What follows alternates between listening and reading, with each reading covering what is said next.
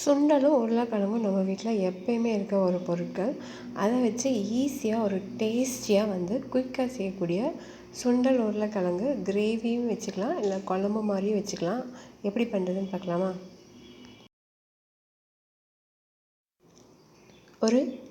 ஒரு மூடி தேங்காயில் அரை மூடி தேங்காவை கட் பண்ணி சேர்த்துக்கோங்க. ஒரு பட்டை, ஒரு கிராம்பு, ஒரு பிரியாணி இலை, கொஞ்சமாக கொத்தமல்லி இலை, ஒரு துண்டு இஞ்சி, கொஞ்சமாக சோம்பு, ஒரு அரை டேபிள் ஸ்பூனுக்கு சோம்பு, தேவையான அளவுக்கு தண்ணி விட்டு இந்த மாதிரி அரைச்சி எடுத்துக்கோங்க.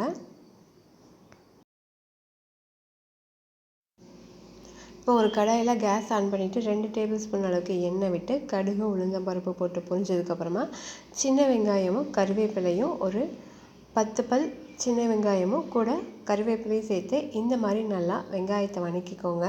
வதக்கி வச்சதுக்கப்புறமா ஒரு 3 தக்காளி, நல்லா பழுத்த தக்காளியை இந்த மாதிரி தண்ணி விடாமல் அரைச்சி எடுத்துக்கோங்க. இதையும் இது கூட சேர்த்திக்கலாம். இப்போ குழம்பு மிளகாய் தூள் காரத்துக்கு ஏற்ற மாதிரி சேர்த்துக்கோங்க. மஞ்சள் தூள், கரம் மசால் தூள் இல்லைன்னா கறி மசால் தூள், இது 2 எது இருந்தாலும் காரத்துக்கு ஏற்ற மாதிரி சேர்த்துக்கோங்க. இது எல்லாத்தையும் சேர்த்துட்டு நல்லா கலந்து விட்டுட்டு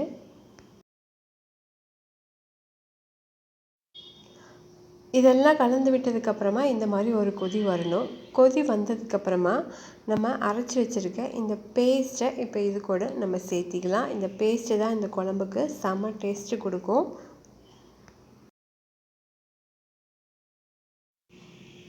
இப்போ இது கூடவே உங்களுக்கு கெட்டியாக இருக்கிற மாதிரி இருந்தால் தண்ணி போதுமானதாக இருக்கும். உங்களுக்கு நல்லா குழம்பு மாதிரி வேணும்னா இன்னும் கொஞ்சம் தேவையான அளவுக்கு தண்ணி கலந்து ஊற்றிக்கோங்க. இன்றைக்கி சப்பாத்திக்கு இந்த சைட் டிஷ் பண்ணுறனால நான் கொஞ்சம் கெட்டியாக குருமா மாதிரியும் இருக்க மாதிரி கிரேவியாட்டம் ரெடி பண்ணியிருக்கேன். அதனால் தண்ணி தேவையான அளவுக்கு மட்டும் ஊற்றியிருக்கேன். இது மீடியம் ஃப்ளேமில் வச்சுட்டு நீங்கள் நல்லா குக் பண்ணி எடுத்துக்கோங்க. சப்பாத்திக்கு பார்த்திங்கன்னா இந்த கிரேவி உருளைக்கிழங்கு சுண்டல் கிரேவி அவ்வளோ ஒரு காம்பினேஷன் சூப்பராக இருக்கும். சைட் டிஷ்ஷுக்கு சப்பாத்திக்கு சூப்பரான ஒரு சைட் டிஷ் இது. தேவையான உப்பு சேர்த்திக்கோங்க. இதையே இந்த குருமாவையே சாதத்துக்கு, இட்லிக்கு, தோசைக்கு கூட சைடிஷ்ஷாக வச்சுக்கலாம். நம்ம பட்டை, கிராம்பு, ஏலக்காய் இதெல்லாமே, பிரியாணி இலை, இஞ்சி, பூண்டு எல்லாமே சேர்த்திருக்கனால குருமாவோட டேஸ்ட்டும் அப்படியே இருக்கும். ட்ரை பண்ணி பாருங்கள். ஒரு வித்தியாசமான ஒரு சூப்பரான டேஸ்ட்டு கிடைக்கும்.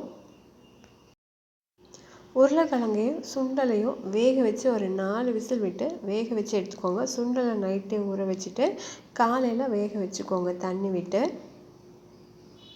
இப்போ பார்த்திங்கன்னா எண்ணெயெல்லாம் பிரிஞ்சு குழம்பு நல்லா கமன்னு வாசம் சூப்பராக ரெடி ஆகிடுச்சு. இந்த ரெசிபியை மறக்காமல் ட்ரை பண்ணி பாருங்கள், மிஸ் பண்ணிடாதீங்க. வேறு எந்த கலருமே நம்ம ஆட் பண்ணல. அந்த கலர் பார்த்திங்கன்னா அவ்வளோ ஒரு சூப்பராக அருமையான கலராக இருக்கும் குழம்புக்கு. ட்ரை பண்ணி பாருங்கள்.